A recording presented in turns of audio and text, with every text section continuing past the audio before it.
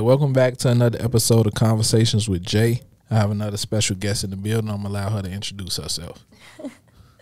What's up, y'all? It's your favorite chocolate baddie, Mary J. Y'all already know, man. I'm in here with everyday Jay 2 times. You dig? How you feeling today? I feel well. It's hot as hell outside today. Man. It's hot. Man. All right, Mary J, let's start from the beginning. Where you from? I'm from Chicago. Like, where you grew up at in Chicago? Over east, as they would say it. Between state, we did a lot of moving around between state to Stone. So, area. what area would you say is like you learned the most, or you was the most, I would say, able to understand what was going on around you? I went to school in Pockettown, so I guess we could kind of say that area over there, like by the Gary Coleman Center. Kind of grew up a little bit over there, just watching my peers and people around me go through different things as far as like life and street shit. I guess I kind of learned street smartness from there. You could say that. What high school you went to? Perspectives. Okay, Perspectives. What was it like going to Perspectives? It was different, especially my freshman year. It was different freshman year. First of all, I was the second graduating class, so it was only, when I came in as a freshman, there was only one class ahead of us. So it was only freshmen and sophomores in the building. It was super small. So what is like 50 of y'all in there? Yeah, no, literally. I think only like 46 of us graduated out of a class of like 55. Damn. So, yeah, it was different though. I didn't know anything about the low end prior to going to that school. Like I said, I spent most of my time over east as a child. So going to school on the low end was just different. Like people would ask me like, "What buildings you stayed in?" I'm thinking they talking about some buildings over east. You don't know what the fuck they talking about. I'm like, Ickies? I don't know what y'all talking about. I'm not from down here, this side of town. They thought you was from the projects. I don't know nothing about the low end, so. But yeah, it was interesting. It definitely got to be weird with only like 50-something students in the school. Like, what the fuck is going on? Yeah, no, definitely. Like, that school was so small, like, I don't even know what my parents found that school at, to me. Do you think it was worth it going there? Because, you know, we don't really have a choice what high school we go to as well, right. Our parents want to go to. But do you think, like, that school prepared you for your next step? In certain ways, yes. But I will say, you know, I was always, like, a smarty pants. So even in high school, like I kind of not went against the grain, but I was too smart for the BS that was going on. And as a student, you know, like teachers want to be like, oh, you know, you just a child, you know what you're talking about. But at that moment, I didn't think they were doing anything that was gonna help me in life. Especially like we used to have these principles they used to make us do called ADL. It literally stands for a disciplined life. And we literally had a class. It was like a BS class to me. I'm like, why are we learning this stuff? Right. And they would have like 32 principles on like how to communicate effectively, how to show support, show compassion, all these different principles that later in life I realized like, damn, they was trying to teach us like not just academics, but how to survive in the world essentially. So, yeah. When you was in high school, what was a dream that you had? I knew I wanted to be a superstar. Okay. And I always knew I wanted to do radio. So when I was in high school, especially graduating, I'm like, I'm about to move to Atlanta and get on the radio. Something. Then I used to be watching Love and Hip Hop, so this probably sounds terrible to say that. But no, for real, like my dream always been to be big. What do you think that came from? Like, what, other than love and hip hop, like what made you like had those big aspirations, I would say, for like entertainment? I would say Oprah Winfrey was one of my first inspirations, like growing up watching her, because she was still in my era, you know what I'm saying? So watching the Oprah Winfrey show with my granny or my parents, I just used to watch her like, wow, like that's dope. Like she on TV, she get to interview people, and I always been a social person. So I'm like, damn, I want to do that. Like, I can do that. I love music. And also Wendy Williams. Shout out to Wendy Williams, too. I seen her show is closing. Or they taking her show off air. You know, that's very unfortunate. But I looked up to people like her, Lala. I was looking at these different women, and I'm like, this is dope. Like, I want to do this. I want to be in position to conduct interviews and host different events and just meet people from all across the world. So after you graduate from Perspectives, like, where do you go to college? I went to SIUC in Carbondale, unfortunately. Why you say unfortunately? That wasn't the school I wanted to go to, per se, but I went there on the full ride scholarship, so. All right, before we get into the full ride, what school did you want to go to? What school did you want to attend? I was so adamant about going to Clark Atlanta. Like, I had got a cheerleading scholarship, so that's like sports and cheerleading and track. That stuff I always did, like as far as extracurricular activities. So I'm like, I'm trying to go to Atlanta. You know, it's all part of the Atlanta dream. I'm finna go to Clark Atlanta, be a cheerleader, you know, and try to get on the radio some way, somehow. I always thought, like, I don't believe you have to go to college to do this, just because of the people that I seen. Like, I don't know if Wendy Williams went to college or not, so let me not speak too soon. But a lot of people in the entertainment industry that I was seeing coming up wasn't people that I seen go to college. So I'm like, okay, I just need to put myself in position to meet some people so I could get on. And that was my dream. I wanted to go to college for all the wrong reasons. I'm like, Clark Atlanta, that's a good idea, you know. Go knock out my little 4 years. But if I get on before then, I don't know. College school 8. All right, so you don't go to Clark Atlanta, you end up at SIU. It's Carbondale, you feel me now? From everything that I heard, Carbondale was the school to go to. Everybody, like my cousin, all of them went to Carbondale, and they went to Carbondale because everybody they knew went to Carbondale. So why you say Carbondale wasn't it for you? Because I wasn't trying to go where everybody was going. And that was the thing. Like, it's crazy because when I was in high school, shout out to Perspectives too, because another thing they did, they made us apply to 20 colleges and 10 scholarships. Like, we have to do that to graduate. And during that process, I'm like, you know, everybody talking about Carbondale. I wanted to get out of Chicago, out of Illinois in general, because I always lived here, so I wanted to experience another state anyways. Yeah. Atlanta was already on my on my radar. Like, I need to go to Atlanta. And so I was just like, I was on the ones like, that's the last school I'm gonna be going to. Just for me to end up going there, that's crazy. Now, you say you got a full ride scholarship. Was that also a cheerleading scholarship? Not for SIU. I received a cheerleading scholarship of $1,500 per semester to cheer at Clark Atlanta. But the reason why I didn't go to Clark Atlanta is because the tuition fees for out of state was just ridiculous. And unfortunately, my parents didn't want to help me, you know, get Parent Plus loans and do all that. And so I was kind of on my own trying to do that process by myself as a senior. And I just didn't have enough money. I received like $21,000 in scholarships, and I would have still owed them like $12,000 that I would have to come out of pocket with. So, you know, my mama and them, like, I was just so hell-bent on going to a HBCU, but it was a thing where, like, they was only giving out so much money, especially coming out of state. It was like, so my mama was like, no, look, that's how you just pay for your whole year and next year. And as long as you keep your grades, they will keep paying. So that's where you're going. Looking back on it, do you feel like you should have just took that $12,000 hit, or was SIU okay? Sometimes I do feel like, you know, I should have, but at the time I felt like I couldn't get along by myself at 18.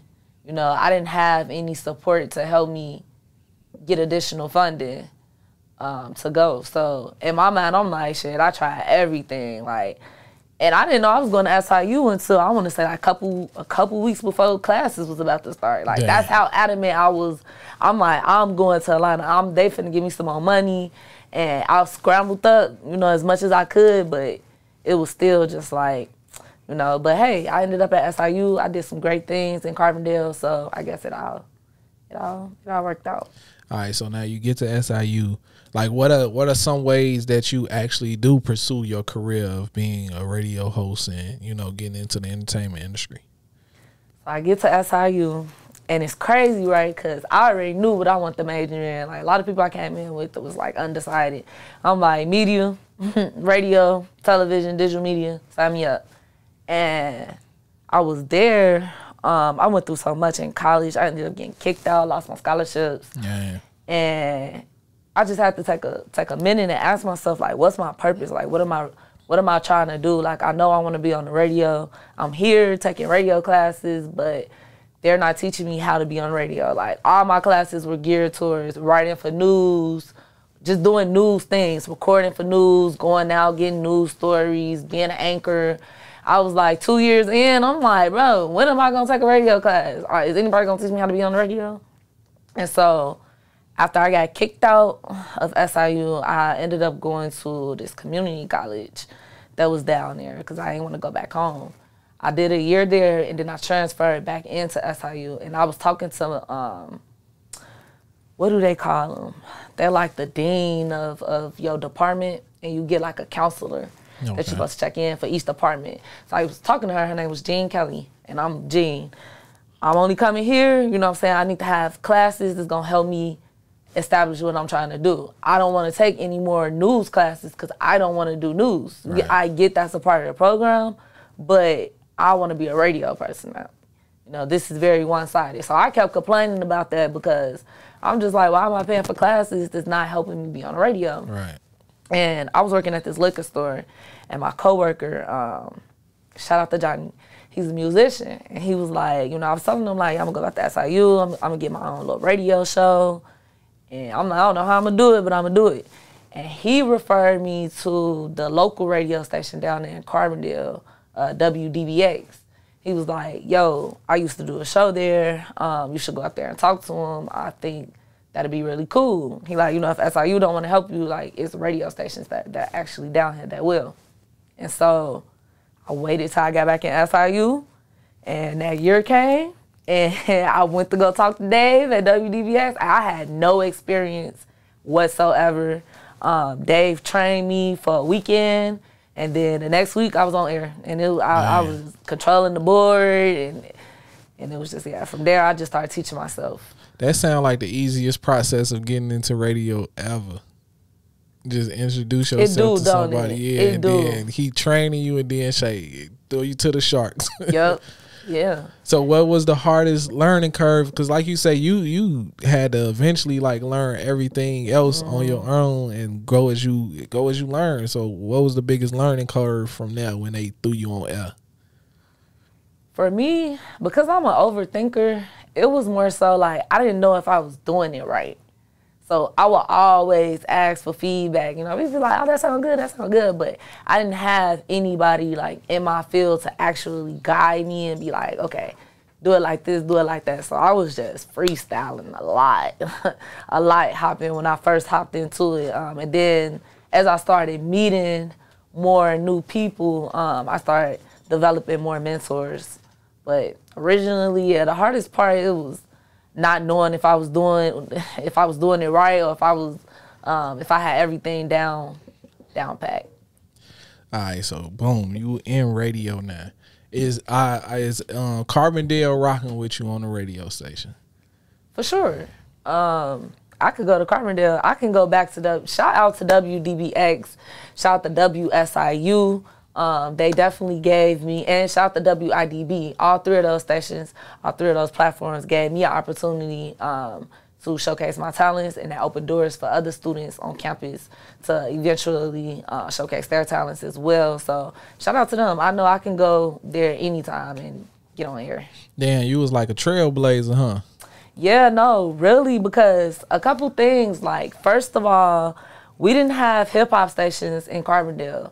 You know, everybody go there, and that's the misconception about Carbondale. It's a college town. And so outside of the university, it's a hick town. Yeah. You know, so we didn't have hip-hop and R&B stations on the radio. That wasn't nothing we had. So that was another problem for me because I like music. And so I'm like, something got to change. And I wasn't the first hip hop station on WDBX, but I was the first show to make an impact in the community. Like, people knew about, if it was hip hop shows there, but people knew the Chocolate Baddie show. Like, oh, like, it's a hip hop show on this radio station. And I think that's what opened the doors for more people to be like, oh, you know, I want to do radio too. Same thing with not having the radio classes. Me complaining, and I used to go have lunch with the Dean of Communications and the people who actually pick the courses that go in the program. Like, I used to have meetings with these people because I'm paying thousands of dollars. At this point, I had got kicked out and re-back in, so now I'm paying out of pocket for this. And I'm like, at this point, you know what I'm saying, I'm not finna be paying out of pocket for y'all not teaching me nothing. And so eventually they ended up getting radio, introduction to radio production, introduction to radio courses. They ended up getting all that like as I was graduating. So that was pretty cool. Damn, you could really look back and say you changed a university. Like, that's crazy. Where did where did you get your voice from to be able to like, man, nah, I need to change something. I need to do something. I'm wasting my money and y'all not helping me. Where did that come from? Experiences. Like, man, going through shit in college. I'm just keep it real. Shit, you go through a lot when you go to college. You know what I'm saying? And I see why it's not for everybody. You know, people say college ain't for everybody because you on your own. You know, it's already like when you graduate high school and you turn 18, people are already looking to you as an adult and looking for you to make all these adult situations that they didn't prepare you for. And so when I was down there in school, I ain't really had nobody for real. And so I just got tired of a bunch of shit. And I'm just like, I ain't going. I'm not going. I'm not finna be paying.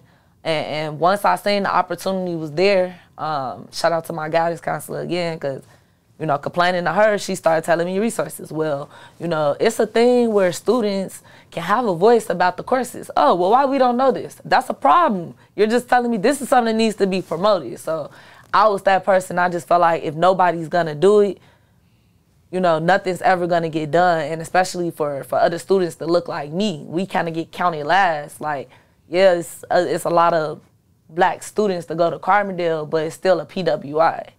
And we still a minority on campus. Yeah. So that's just the reality of it. So I'm like, if ain't nobody gonna, you know what I'm saying, step up and say, hey, you know, we need this. Y'all need to be teaching us how to do these things. We're getting a degree in it, so, you know, I gotta do it. You graduate from SIU. What's next? Oh, I graduated from SIU. Man, I went through what they call it, PTSD after graduation, post-traumatic graduation stress. I ain't never heard of that. I can't think of the word or what they call it, but yeah, I went through that because when I was at school, when I started out doing radio 2017, I was able to broadcast my show on 5 different platforms. Okay. So when I graduated, came back to Chicago, it was very hard to get back on the radio. Like that quick, within a year. Yeah. And that was kind of the beginning of podcasting being a little oversaturated. It's like I came back home, everybody was podcasting. And then it was this thing where, oh, okay, you come pay us for studio time. For airtime. And that was the craziest idea to me. I'm like, bro, what the fuck? I just got a whole degree in this shit. I ain't finna pay y'all shit. So I went through that for about a year. I worked at a high school. When I came back, that was a new adventure for me. So I was focused on that and still trying to get back on the radio. So what was you teaching at the high school? What were you doing working at the high school?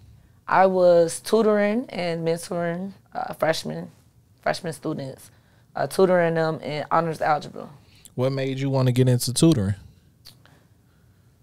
I looked at it as, so that's the thing about graduation. You know, they don't really prep you for what's next. Yeah. So, you know, the whole time, it was a lot going on senior year. We were protesting on campus. There was a lot of racist shit going on my senior year. So it was hard for me to focus on what I was gonna do when I got back home because it was so much we was dealing with. Still on campus, I still had to go to class, still have finals, still doing my radio show and just balancing everything out. Once it started getting to the point where it's like, damn, we finna graduate in 2 months. Like, what, you know what I'm saying? Everybody trying to figure out what's next. Like, where we gonna get a job? How you gonna get a job in my field? And, you know, this media industry is very like a who you know situation. So it's not like you just go apply to a radio station and then, get an interview. Like, the opportunity gotta be there, everything gotta be right. So with me knowing all that, I'm like, damn, I'm about to go back home. I gotta make some money. And so we had like a little job career fair they had at the school. And the program, I'm not gonna mention the program, the actual organization that I work for, because they don't even deserve my acknowledgement. Okay. But this organization came to our school and was basically like recruiting people. Like, you know, oh, you guys, we place y'all in the school, you know, you're having an impact on the community from these grades. And so they really sold me on the idea.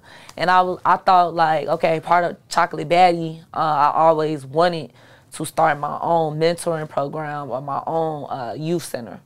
So I thought it would be a cool idea to go back into high schools to try to make a difference while I get my shit together in media. And so that's what I did. Best decision I could have ever made too. All right, why you say that? I love the youth. I feel like they the future, and I'm not too far from them, so it was easy for me to understand and relate to them.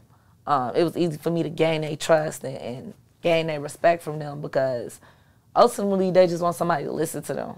You know what I'm saying? And I built some really, like, I didn't even imagine I was gonna have this big of an impact on these kids. Mm-hmm. Like, I just thought the idea was cool, but I didn't really know what I was getting myself into. And you know, a lot of people trying to scare me off. They're like, you want to work? Because I was so adamant. I'm like, I want high schoolers. Like, I want this. Give me the teenagers. And a lot of people was like, you know, want to work with they felt like it was easier. But to me, I don't got patience for little kids. I'm like, no, I'll take the teenagers, because I feel like I could talk to them. Yeah. And I just felt like they impact me just as much as I impact them. They really change who I am as a person, how I view certain things, and how I handle certain situations, just out of consideration from them. So that's what I said. That was one of my favorite jobs. Man, you giving back to the youth, you helping them grow. What is those moments like when you actually get to see somebody you started off with and now they graduating and walking across that stage? Man, it's like watching your kids graduate, man. That's literally, that's what I was telling you too. I came back here to attend some of my students' graduation and prom, and just being in that moment, it's like, wow, I've been with y'all since freshman year.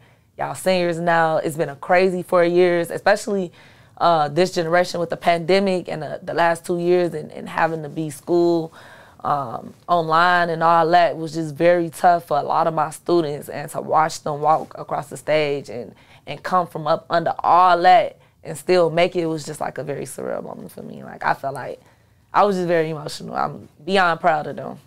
Could you ever see yourself becoming a teacher? I know you got bigger dreams than being a teacher, but could that ever be something that's like on your checklist? I think it's definitely on my bucket list. I would love to teach media in schools one day.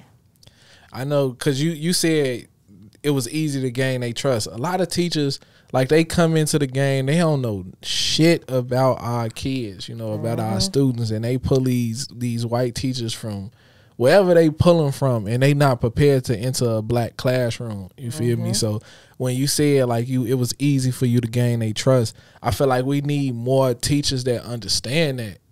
Because to me, like, all my greatest teachers, I had some good white teachers, I had some good black teachers, but the teachers that understood who I was as a person, didn't judge me, didn't try to change me, just accepted me for who I was and met me where I was, those was the teachers that made the lasting impact and can control the classroom. Yes. You feel me? So shout out to the teachers. Shout out to all the good teachers out there.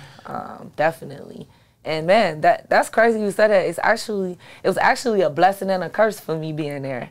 You know what I'm saying? Because you had too much control, then other people start looking at you like, who she think she is? Facts. Like, Everybody in the school, you know what I'm saying? Like, shit. and these are older people. You know, like I'm young, so you know, some adults might want to try to look at me like I'm a child, but I'm an adult. You're gonna speak to me as an adult. Like, I'm not one of these kids in here, but having that power is the very reason it got me fired from that job. That's crazy. Yeah, because instead of hating, they could just come pull you in like, man, what are you doing that we need to be doing? You know what I'm saying?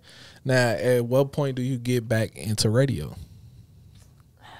At what point did I get back? I actually got back into radio while I was still working there. I had an old college friend hit me up, asked me to, she wanted to start a new radio show. And she wanted me to be a co-host on it. So I did that for a little while I was still working at the high school. And then I eventually let that go. And I kind of just took some time to just refocus and rebrand and see like what it is I wanted to do with my radio show. So that's what I did. I took that break and I came back last year on Illinois radio. So it's been up ever since. All right, before we get into Illinois radio, you always had dreams of making it back to Atlanta. At what point do you make it to Atlanta finally? I made it back to Atlanta during the pandemic. So I lost my job at the high school. I didn't get to complete the full year with them. I made it halfway through. It's crazy. I got fired right after spring break. You know, it was like the end of the year. So that kind of crushed a lot of my students. They kind of fell off. And I was depressed about it. I can honestly say I went through depression from being fired from that job because I knew what I was doing was the right thing. And it's like the organization I was working for was trying everything in their power to immobilize me so I couldn't be great. So that kind of hurt me, especially because I actually got offered a job at Power 92 while I was working at the high school, and I turned it down to complete the year with my students. So I went through depression about that, trying to find a new job. This was right before the pandemic. I started working for a call center. So now I'm focusing on getting out of my mama's house again because, you know, the older you get, the less people care about your problems. Like, she like, you gotta go. When you're leaving, you found the apartment yet? And so I was working there for some time, and then the world shut down. And as soon as the world shut down, everything went left. I was in a very bad toxic relationship, and during the whole pandemic. So I was staying in Airbnbs and in hotels dealing with this toxic ass person. And one day I'm like, you know what? I'm sick of this shit. I've been saying I want to go to Atlanta. I'm basically paying rent at an Airbnb. I was staying at Airbnbs for months. You know, it was COVID. Parents, they don't want you going in and out. And me, I can't just sit in the house. So I want to be paranoid about this, whatever's in the air. I didn't have time for that. And I'm just like, I'm about to leave. And so we got into one last argument. And after that, I booked a flight to Atlanta. I booked a one-way flight to Atlanta. I knew a couple people out there. And I'm just like, I'm finna go down there and try to find an apartment and just figure it out. Damn, nigga, wake up, you gone. Yep. You in a whole nother state. Whole nother state. So what when you make it to Atlanta, like, how are you received in Atlanta, and what ground do you start laying in Atlanta? Man, as soon as I got to Atlanta, it's like Atlanta welcomed me with open arms. I'm not even gonna lie. I had got booked to, shout out to my hair braider, Bomb Braider Z. I have to throw that out there. She hit me up, reached out to me, asked me to be one of her hair models. From there, I'm like, damn, and this was all within like 2 weeks of me being there. I hadn't even found the apartment yet. So I did that. I ended up doing a pop-up hair show, a model for her, met a lot of entrepreneurial women down there, black women down there, start connecting with them. I hosted my own first pop-up shop ever in Atlanta. That was a really good turnout. Shout out to Bomb Braider Z. I collaborated with her. I didn't mention this, so part of my Chocolate Baddie program, the mentoring program I started doing was giving back to school supplies every year to certain girls. I would handpick them. I would get them a customized bag, some customized pens, notebooks, and just like everything you need for school as far as supplies, hygiene products, beauty products, like, you know, things high school girls would want and need going into starting a new year in school. So we collaborated and did that. And I was just feeling like, damn, you get so much love in Atlanta. Yeah. I've been in Chicago all my life and I ain't had this much help or this much support from my peers. And so that kind of really motivated me to stay down there. Like, all right, it's really that down here. Like, it's some people down here that genuinely want to see you win and genuinely willing to help you. So, yeah, that just motivated me to stay down there and go crazy. Now, you just told me you did a whole lot in a little ass time, you feel me? So how important was networking to your growth, to who you are today? Networking is very important. You never know who you gonna meet. And I knew that. Shout out to Frankie Robinson. She gave me some very good advice. I got the chance to interview her for a class when I was in college, and she gave me some very good advice, like very insightful advice. But she stressed the importance of networking and connecting, and that's just something they taught us in class anyways. I'm a communications manager, so I mean major. Man. So we always have to do like networking classes, networking activities. You never know who you gonna meet, so I try to, you know, be humble and give everybody an equal chance. As far as networking and connecting, but it definitely has grown my my audience, I would say, since I've been in Atlanta. All right, now, at what point did you link with Illinois, and how did they extend their hand to you? I linked with Illinois, so I knew about Illinois when I first started doing radio. Me and Pretty Riot actually went to school together. I had interviewed her on my show back in college, and we was going to school together, you know, was going through some things, and I remember her telling me she had got an interview to write for Illinois, and that was the first time I had ever heard about Illinois. She kind of put me on, and so from there I was just coming out to the events, you know, tuning in when I can, just trying to show my support. And so what happened? I came back from school, and I was doing this other radio show with 2 other girls. And Destiny was like, you should get on Illinois radio. And this was like, I think right before the pandemic, right when the show became an actual station. She's like, you know, we a station now. Ooh. And so she kind of put the word in. And then Biko reached out, you know, we talked. He asked me about, you know, what was my goals, how the show would be structured. So I pretty much gave him my proposal, and here we are. Shout out to bro coming like a businessman. Oh, bro, you asking the right questions and shit. Shout out to Pretty Riot too, because she definitely put the word in. So now, how's your time been with Illinois? It's been good. I feel like I knew this was the right decision. Just because, like I said, I was going through trial and error with a whole lot of different companies. And I'm like, and I was finding some, you know, I know how to negotiate. So it don't matter you charging, like, this is me. You know, this is what I can bring to the table. I have an audience already that's going to follow me. So we have to figure out how to make this work. But the reason why I just didn't feel right with other people is because I just felt like they have had alternate motives. But, like, it was something about when me and Biko was talking, it just felt, I knew he meant business, but it felt genuine. And I'm like, okay, this might be the one. And so I just trust my instincts and went with it. And it's been lit ever since I've been a part of it. Now, what would you say, I would say, sets Illinois apart from the rest just as a whole? The genuineness. And I could tell that before I was even on a part of the team, just going to the events, watching the type of people they were interviewing, the type of events they were putting on. I'm like, damn, like, they really touching the city. And I would tell Destiny all the time, like, y'all like the Chicago Breakfast Club. And she like, Like, she'll just brush it off. I'm like, no, like, y'all are literally like the Chicago Breakfast Club. Like, nobody's here doing this. Facts. And you know, I'm a creative and I like original shit. So a lot of the shit I like about Illinois is that it's original, it's genuine. We stand like we share a lot of common morals.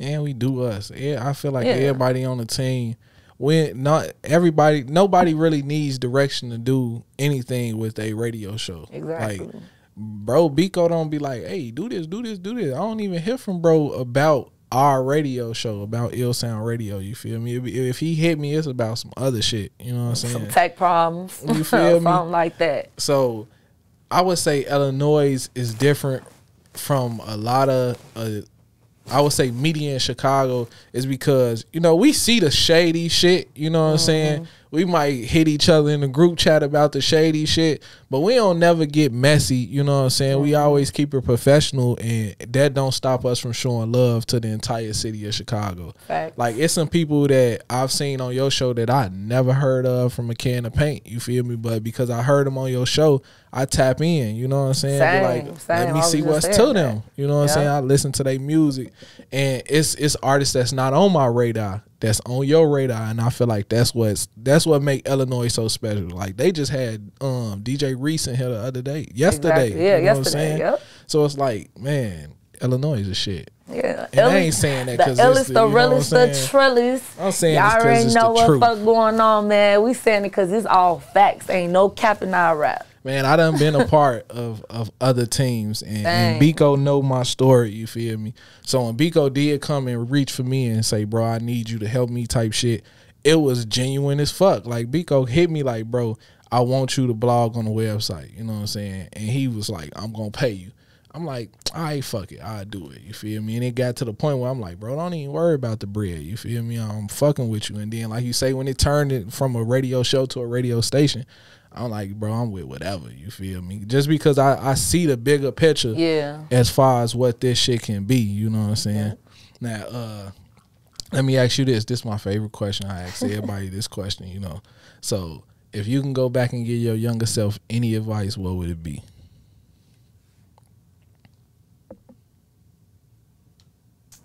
I would tell my younger self to be patient. Yeah. If I could tell the younger me, well, yeah. And I mean young in a sense, 2017 me, when I first started doing media. If I could tell myself to just be patient. And it's crazy, everybody around me was telling me to be patient. Like, my DJs, my mentor, they're like, just be patient. Nobody just blows up that fast. I'm who? In my mind, I thought I was just, I'm like, do you not see this? I'm going outside, people know who I am. Like, all I gotta do is keep producing content. Y'all talking about be patient. I don't got time to wait. Yeah. But, because I was moving like that, as fast I was moving, as fast that shit was gone. You know, I took a whole year off, and that year was the longest year not being on the radio. Yeah. So I feel like everything we go through is signs for what we need in our lives. Yeah. And you wasn't listening to nobody, so you was forced to be patient. That's how I look at that shit. Like, man, I should have. Not even that you should have listened, you know what I'm saying? Because at some point in your life, you got to choose your own path, and you got to have tunnel vision to what you want and what you need. So I feel like everything that you did, you supposed to do. You know what I'm saying? When it came time to sit down, you sat down and you adjusted and you know, you reinvented yourself. That's what you're supposed to do in this world. You feel me? Now, before we get out of here, tell them how they could listen to the Chocolate Baddie Show, everything that you got going on as a person. For sure. Make sure y'all follow The Drip on all social media, the Chocolate Baddies, everything spelled normal. Subscribe to the YouTube, Chocolate Baddies. Y'all can follow my personal page at boss.jay, that's Jhay. Be on the lookout for the New Wave magazine. It's dropping. What else? What else we got going on, man? Illinois, we got another event before this year. It's over with. I don't know if I could say this on camera, but I'm going to say it because, you know, we on the same team. But your favorite chocolate baddie is going to be curating the Illinois event. So just be on the lookout for that. Turn up, turn up, turn up. For sure. Man, I appreciate you for sliding through. You've been trying to get one for a minute. I know. Thanks for having me. You know, I have to come chop it up with you. Man, I learned a lot about you in this, you know what I'm saying, sit down. I never knew you changed the whole fucking university. You feel me? Oh, yeah. Man, we did a lot on that university, man. Shout out to my Saluki fam. But, yeah, because I was the news person. So all the news story, like I actually worked for the news station on campus. It was crazy. So as much political shit that was going on in town and on campus, I had to do the news productions for it. So yeah, it was a lot. We changed a lot, man. And it's still a lot that still needs to be changed. So hey, man, wherever we go, we set trends. That's what we supposed to do. We supposed to stand out from the crowd. So salute to you for never, I would say, lowering your voice. You know, because a lot of times we get in situations in life where we dumb ourselves down for the crowd that's around us, and you raised your voice. And just to hear that you changed the university, that let me know how powerful you are as a woman. You feel me? So, hey, keep doing your shit. Keep doing your shit. For sure. I appreciate you, man. I appreciate everything you got going on with the Jay's Conversations, Illside Radio. Like, I know we say this a lot, but y'all really doing y'all shit. And I feel like we all doing what needs to be done as a team to, like, really make this shit pop. So facts, man. You appreciate it, too. The team appreciate it. Shout out to everybody that's going to listen to this. I hope a lot of people take something from your story, you feel me, and implement that into their life. Whether that's giving back to the youth, never lowering your voice, or just chasing your dreams. Because you said you wanted to get to Atlanta. That's me in a nutshell. Thank you. There we go. Never chase. Always stay chasing your dreams. You know what I'm saying? Matter of fact, I'm gonna end off with this. You know, Chocolate Baddie, 4 morals. It's strength, beauty, rebellion, and confidence. That's what Chocolate Baddie is being about, okay? So keep that confidence. Don't let people tell you nothing. No, love everything about yourself. Facts. Holy. Strength, you strong. Whatever it is you going through, God don't put you. God give his biggest battles to the strongest soldiers. You know what I'm saying? He's not going to put you through anything you can't get through. So you just got to believe you got the strength. It's in there. It's in there. Pull it out of you. Rebellion. That's my favorite one. That's the whole standing up for what you believe in. You know, everything about being a chocolate baddie is rebellious. My skin tone is rebellious to society. You know what I'm saying? So don't let that lower your voice. You know what I'm saying? Use that as your upper hand. You know, say what you need to say. And beauty, of course. Everybody is beautiful. I embrace all shades of melanin. Favorite chocolate baddie, Mary J. Hey, with that being said, it's been another episode of Conversations with Jay. Hey.